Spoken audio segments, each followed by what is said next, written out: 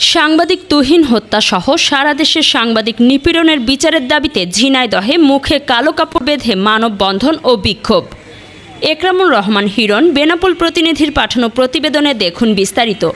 গাজীপুরে সাংবাদিক তুহিন হত্যাসহ সারা দেশে সাংবাদিক নিপীড়নের প্রতিবাদ ও বিচারের দাবিতে ঝিনাইদহে মুখে কালো কাপড় বেঁধে মানববন্ধন ও মৌন মিছিল হয়েছে। রোববার সকালে শহরের পোস্ট অফিস মোড়ে এ কর্মসূচির আয়োজন করে ঝিনাইদহ মাল্টিমিডিয়া জার্নালিস্ট অ্যাসোসিয়েশন। মুখে কালো কাপড় বেঁধে ব্যানার ফেস্টুন নিয়ে মাল্টিমিডিয়া জার্নালিস্ট অ্যাসোসিয়েশনের নেতৃবৃন্দ সহ বিভিন্ন সামাজিক ও সাংস্কৃতিক সংগঠনের নেতৃবৃন্দ অংশ নেয়।